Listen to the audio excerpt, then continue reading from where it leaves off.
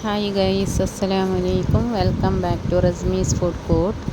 ಇವತ್ತು ನಾನು ಚಿಕನ್ ದಮ್ ಬಿರಿಯಾನಿ ಈಸಿಯಾಗಿ ಬಿಗಿನರ್ಸ್ ಯಾವ ರೀತಿ ಮಾಡ್ಬೋದು ಅಂತ ಹೇಳಿ ಕೊಡ್ತೇನೆ. ಸೊ ಅದಕ್ಕೆ ಬೇಕಾಗುವಂಥ ಇಂಗ್ರೀಡಿಯೆಂಟ್ಸ್ ಎಲ್ಲ ಕೂಡ ನಾನು ಹಾಕಿದ್ದೇನೆ. ಸೊ ನನ್ನ ಚಾನೆಲ್ ಇದುವರೆಗೆ ಸಬ್ಸ್ಕ್ರೈಬ್ ಮಾಡದವರಿದ್ದರೆ ದಯವಿಟ್ಟು ಸಬ್ಸ್ಕ್ರೈಬ್ ಮಾಡಿ ಮತ್ತು ಒಂದು ಲೈಕ್ ಮಾಡಲಿಕ್ಕೆ ಮರಿಬೇಡಿ.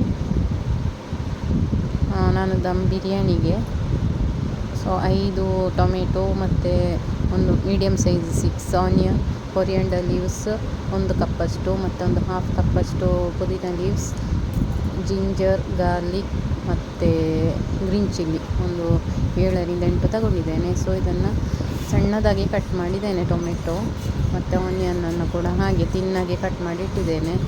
ಸೊ ಜಿಂಜರ್, ಗಾರ್ಲಿಕ್ ಮತ್ತು ಗ್ರೀನ್ ಚಿಲ್ಲಿ ಇದನ್ನು ಪೇಸ್ಟ್ ಮಾಡಿ ಇಟ್ಟಿದ್ದೇನೆ. ಪೇಸ್ಟ್ ಅಂದರೆ ತುಂಬ ಬೇಡ, ಕ್ರಷ್ ಮಾಡಿದಾಗೆ ಮಾಡಿದರೆ ಆಯಿತು.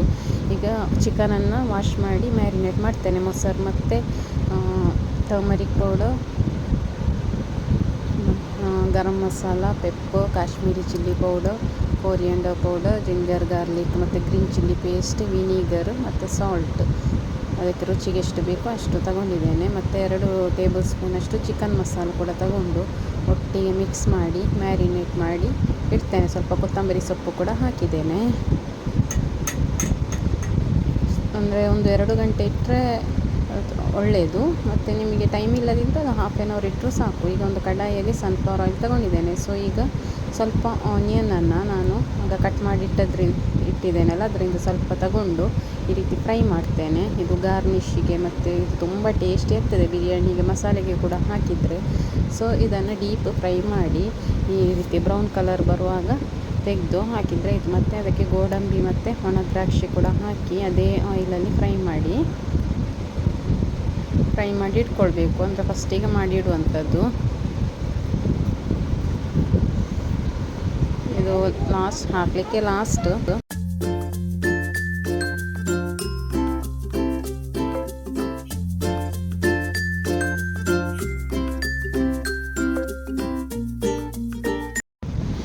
ಇನ್ನು ಸ್ವಲ್ಪ ಕರಿ ಲೀವ್ಸನ್ನು ಕೂಡ ಫ್ರೈ ಮಾಡ್ತೇನೆ. ಅದು ಎಷ್ಟು ಬೇಕೋ ಅಷ್ಟು ಹಾಕಿದರೆ ಆಯಿತು, ತುಂಬ ಹಾಕಿದರೆ ಟೇಸ್ಟಿಯಾಗಿ ಇರ್ತದೆ. ಸೊ ಈಗ ಒಂದು ಪಾಟಲ್ಲಿ 4 ಟೇಬಲ್ ಸ್ಪೂನಷ್ಟು ಆಯಿಲ್ ಹಾಕಿದ್ದೇನೆ, ಸನ್ಫ್ಲವರ್ ಆಯಿಲ್. ಮತ್ತು ಕರಿ ಲೀವ್ಸ್ ಮತ್ತು ಫೆನೆಲ್ ಸೀಡ್ಸ್ ಸ್ವಲ್ಪ ಹಾಕಿ ಫ್ರೈ ಮಾಡ್ತೇನೆ. ಅಂದರೆ ಲೋ ಫ್ಲೇಮಲ್ಲಿ ಇಡಿ.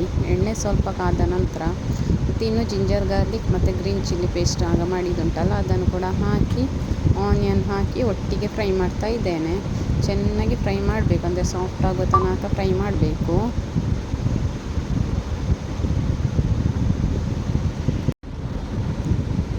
ಈಗ ಉಪ್ಪು ಹಾಕ್ತಾ ಇದ್ದೇನೆ. ಉಪ್ಪು ಹಾಕಿದರೆ ಬೇಗ ಸಾಫ್ಟ್ ಆಗ್ತದೆ. ನಿಮಗೆ ಬೇಗ ಆಗಬೇಕು ಅಂತ ಹೇಳಿದರೆ ಒಂದು ಈಸಿ ಟಿಪ್ಸ್ ಕೂಡ ಉಂಟು. ಇದನ್ನು ನೀವು ಕುಕ್ಕರಲ್ಲಿ ಹಾಕಿ 1-2-3 ವಿಸಿಲ್ ಹಾಕಿದರೆ ಆನಿಯನ್ ಬೇಗ ಸಾಫ್ಟಾಗಿ ಸಿಗ್ತದೆ. ಆನಿಯನ್ ಕೂಡ ಟೊಮೆಟೊ ಕೂಡ ಹಾಗೆ ಮಾಡಿದರೆ ಕೂಡ ಆಗ್ತದೆ. ನಿಮಗೆ ಟೈಮ್ ಇಲ್ಲದಿದ್ದರೆ ಹಾಗೆ ಮಾಡ್ಬೋದು, ಬೇಗ ಆಗ್ತದೆ. ಈಗ ನಾನು ಗಂಧಸಾಲ ಅಕ್ಕಿ ತಗೊಂಡಿದ್ದೇನೆ. ಅದನ್ನು ನಾನು ಒಲೆಯಲ್ಲಿ ಮಾಡುವಂಥದ್ದು. ಸೊ ಅದನ್ನು ಚೆನ್ನಾಗಿ ಇಟ್ಕೊಂಡಿದ್ದೇನೆ. ಚೆನ್ನಾಗಿಟ್ಟು ಈಗ ಒಂದು ಪಾತ್ರೆಯಲ್ಲಿ ಬಾಣಲೆ ಇಟ್ಟು ಅದಕ್ಕೆ 1 ಕಪ್ ತೆಂಗಿನ ಎಣ್ಣೆ ಹಾಕಿದ್ದೇನೆ.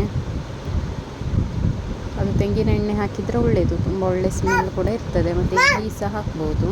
ಅದಕ್ಕೆ ಬಿರಿಯಾನಿ ಎಲೆ ಮತ್ತು ಎಲ್ಲ ಸ್ಪೈಸಸ್, ಹೋಲ್ ಸ್ಪೈಸಸ್ ಹಾಕಿದ್ದೇನೆ.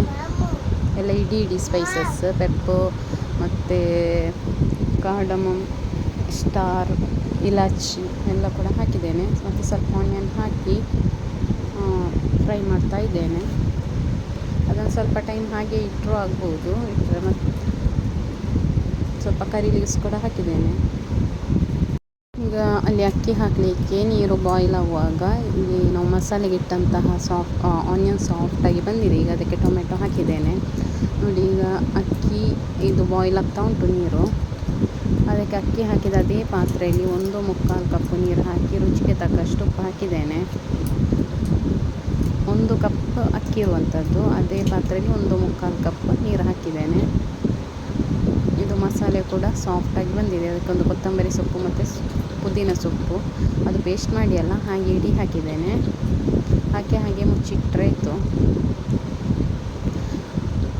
ಇದು ನೀರು ಅನ್ನ ಮಾಡುವಂತಹ ನೀರು ಈಗ ಕುದೀತಾ ಉಂಟು. ಅದಕ್ಕೆ ಅಕ್ಕಿ ಹಾಕಿ ಒಮ್ಮೆ ಮಿಕ್ಸ್ ಮಾಡಿ ಅದು ಟೇಸ್ಟ್ ಎಲ್ಲ ಸರಿ ಉಂಟಂತ ನೋಡಿ ಮುಚ್ಚಿಡಿ, ಅದಲ್ಲಿ ಬೇಯ್ತಾ ಇರ್ತದೆ. ಸೊ ಈಗ ನಾವು ಮಸಾಲೆಗೆ ಆಲ್ರೆಡಿ ಮಾಡಿಟ್ಟಂತಹ ಪೇಸ್ಟ್, ಗ್ರೀನ್ ಚಿಲ್ಲಿ ಪೇಸ್ಟ್ ಎಲ್ಲ ಉಂಟಲ್ಲ, ಗಾರ್ಲಿಕ್ ಜಿಂಜರ್ ಎಲ್ಲ ಹಾಕಿ ಅದನ್ನು ಇದಕ್ಕೆ ಹಾಕ್ತೇನೆ. ಈಗ ಎಲ್ಲ ಇದ್ದದ್ದು ಸ್ವಲ್ಪ ಮೊದಲು ಹಾಕಿದ್ದೆ, ಈಗ ಸ್ವಲ್ಪ ಹಾಕಿ ಎಲ್ಲ ಒಟ್ಟಿಗೆ ಮಿಕ್ಸ್ ಮಾಡಿ ಅದರ ಹಸಿ ಸ್ಮೆಲ್ ಹೋಗುವ ತನಕ ಫ್ರೈ ಮಾಡಬೇಕು. ಈಗ ಅದಕ್ಕೆ ಪೌಡರ್ಸ್ ಹಾಕುವಂಥದ್ದು, ಟರ್ಮರಿಕ್ ಪೌಡರ್ ಒಂದು teaspoon, biryani masala 2 tablespoon, garam masala 1/2 teaspoon, pepper 1 spoon, chicken masala 1 spoon, chilli powder 1 spoon. ಈ ರೀತಿ ಅಂದರೆ ಟೇಸ್ಟಿಗೆ ಹೇಗೆ ಬೇಕು ಹಾಗೆ. ಚಿಕನಿಗೆ ಸಹ ಆಲ್ರೆಡಿ ಹಾಕಿದ್ದೇನೆ. ಎಲ್ಲ ಕೂಡ ಒಮ್ಮೆ ಮಿಕ್ಸ್ ಮಾಡಿ 1 ಕಪ್ಪು ಮೊಸರು ಕೂಡ ಹಾಕಿದ್ದೇನೆ. ಈಗ ಅಲ್ಲಿ ಅನ್ನ ಹಾಕಿರುವಂಥ ಒಂದು 50% ಬೆಂದಿದೆ. ಸೊ ಈಗ ನಾವು ಮ್ಯಾರಿನೇಟ್ ಮಾಡಿಟ್ಟಂತಹ ಚಿಕನನ್ನು ಹಾಕಿ ಎಲ್ಲ ಒಟ್ಟಿಗೆ ಮಿಕ್ಸ್ ಮಾಡಬೇಕು. ಎರಡರಲ್ಲಿ ಕೂಡ ಮಸಾಲೆ ಇದೆ ಅಲ್ವಾ, ಅದು ಒಟ್ಟಿಗೆ ಒಮ್ಮೆ ಹಾಕಿ ಮಿಕ್ಸ್ ಮಾಡಿ ಆನಂತರ ಮುಚ್ಚಿಟ್ಟು ಸ್ವಲ್ಪ ಬೇಯಿಸಬೇಕು. ಮತ್ತು ಆಗ ನಾವು ಆನಿಯನನ್ನು ಫ್ರೈ ಮಾಡಿಟ್ಟಿದ್ದೇವಲ್ಲ ಅದನ್ನು ಕೂಡ ಇದರ ಮೇಲೆ ಸ್ವಲ್ಪ ಹಾಕಿ, ಅಂದರೆ ಇದು ತುಂಬ ಟೇಸ್ಟಿಯಾಗಿರ್ತದೆ. ಗಾರ್ನಿಷ್ ಮಾತ್ರ ಅಲ್ಲ, ಮಸಾಲೆಗೆ ಕೂಡ ಹಾಕಿದರೆ ಬಿರಿಯಾನಿ ಮಸಾಲೆ ತುಂಬ ಟೇಸ್ಟಿಯಾಗಿರ್ತದೆ. ಸೊ ಇದಕ್ಕೀಗ ಸ್ವಲ್ಪ ಲೈಮ್ ವಾಟರ್ ಸೇರಿಸಿ, ನಾನೀಗ 1 ಲೈಮನ್ನು ತಗೊಂಡು ಅದನ್ನು ಸೇರಿಸಿದ್ದೇನೆ. ದೊಡ್ಡ ಲೈಮ್ ಆದರೆ ಒಂದು 1/2 ಸಾಕು ನಿಂಬೆ. ಉಳಿದ ಕೊತ್ತಂಬರಿ ಸೊಪ್ಪು ಮತ್ತು ಪುದೀನ ಸೊಪ್ಪು ಹಾಕಿ ಮತ್ತೊಮ್ಮೆ ಚೆನ್ನಾಗಿ ಮಿಕ್ಸ್ ಮಾಡಿ ಈಗ ಮುಚ್ಚಿಡಬೇಕು. ಮೀಡಿಯಮ್ ಫ್ಲೇಮಲ್ಲಿ ಇಡಬೇಕು. ಈಗ ಒಮ್ಮೆ ಮುಚ್ಚಿಟ್ಟಂತಹ ಮಸಾಲೆಯನ್ನು ಒಮ್ಮೆ ಮಿಕ್ಸ್ ಮಾಡಿ, ಅಂದರೆ ಸ್ವಲ್ಪ ಅಡಿಯೆಲ್ಲ ಹಿಡಿತದ ಹಾಗೆ ನೋಡಬೇಕು. ಇದು ನಾನ್ ಸ್ಟಿಕ್ ಆದ ಕಾರಣ ಅಷ್ಟೇ ಹಿಡಿಯುವುದಿಲ್ಲ, ಬೇರೆ ಪಾತ್ರೆಯಲ್ಲೆಲ್ಲ ಇಟ್ಟರೆ ಸ್ವಲ್ಪ ಅಡಿಗೆಲ್ಲ ಹಿಡಿಬೋದು. ಸೊ ಟೇಸ್ಟ್ ನೋಡಿ ಉಪ್ಪು ನಾನು ಸೇರಿಸಿದ್ದೇನೆ, ಸ್ವಲ್ಪ ಉಪ್ಪು ಕಡಿಮೆ ಉಂಟು ಹಾಗೆ. ಸೊ ನೀವು ಸಹ ಹಾಗೆ ನೋಡಿ ಆನಂತರ ಎಷ್ಟು ತುಂಬ ಉಪ್ಪು ಬೇಡ, ಯಾಕಂತೇಳಿದರೆ ನಾವು ಅನ್ನಕ್ಕೆ ಕೂಡ ಹಾಕಿದ್ದೇವೆ ಮತ್ತು ಅದೊಟ್ಟಿಗೆ ಮಾಡುವಾಗ ಸ್ವಲ್ಪ ಜಾಸ್ತಿ ಆಗ್ತದೆ. ಅದಕ್ಕೋಸ್ಕರ ರುಚಿಗೆ ಎಷ್ಟು ಬೇಕೋ ಅಷ್ಟು ಹಾಕಿ ಚೆನ್ನಾಗಿ ಮಿಕ್ಸ್ ಮಾಡಿ. ಈಗ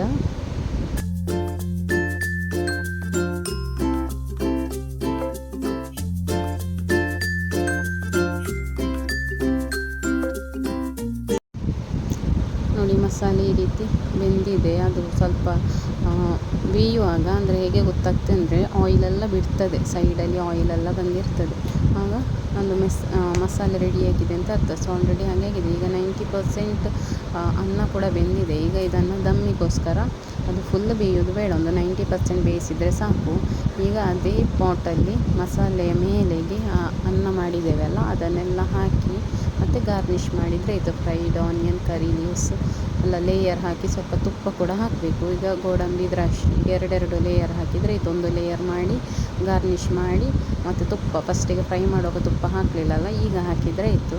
ಹಾಗೆ ಒಂದು 2 ಲೇಯರ್ ಆಗಿ ಮಾಡಿ ಮೇಲೆ ಸಹ ಹಾಗೆ ಗಾರ್ನಿಷ್ ಮಾಡಿದರೆ ಆಯಿತು. ಮತ್ತು ಆರೆಂಜ್ ಫುಡ್ ಕಲರ್ ಉಂಟಲ್ಲ, ಅದನ್ನು ಟರ್ಮರಿಕ್ ಪೌಡರ್ ಕೂಡ ಆಗ್ಬೋದು, ಅಥವಾ ಲೆಮನ್ ರೆಡ್ ಕಲರ್ ಇದು ಆರೆಂಜ್ ಕಲರ್ಸ್ ಆಗ್ಬೋದು, ಲೆಮನ್ ಕೂಡ ಆಗ್ಬೋದು. ಅದನ್ನು ನೀರಲ್ಲಿ ಮಿಕ್ಸ್ ಮಾಡಿ ಇದರ ಮೇಲೆ ಹಾಕಿದರೆ ಇತ್ತು. ಇಷ್ಟ ಇದ್ದರೆ ಹಾಕ್ಬೋದು, ಇಲ್ಲದಿದ್ದರೆ ಸ್ಕಿಪ್ ಕೂಡ ಮಾಡ್ಬೋದು. ಈಗ ಒಂದು 13 ಮಿನಿಟ್ ದಮ್ಮಿಗೆ ಇಡಿ. ನಿಮಗೆ ಫಾಯಿಲ್ ಪೇಪರ್ ಇದ್ದರೆ ಅದನ್ನು ಸುತ್ತ ಕೂಡ ಗಟ್ಟಿಯಲ್ಲಿ ಮುಚ್ಚಬಹುದು. ಬೇರೆ ಇದಾದರೆ ಸ್ವಲ್ಪ ಮುಚ್ಚಿ ಗಟ್ಟಿ ಉಂಟು, ಸೊ ಅದಕ್ಕೆ ಫಾಯಿಲ್ ಪೇಪರ್ ಹಾಕಲಿಲ್ಲ. ಗಟ್ಟಿ ಇದ್ದರೂ ಕೂಡ ಹಾಕ್ಬೋದು, ಬೇಗ ದಮ್ಮಾಗ್ತದೆ. ಈ ರೀತಿ ಒಮ್ಮೆಲ್ಲರೂ ಟ್ರೈ ಮಾಡಿ, ತುಂಬ ಟೇಸ್ಟಿಯಾಗಿರ್ತದೆ, ಸಿಂಪಲ್ ಕೂಡ. Thank you.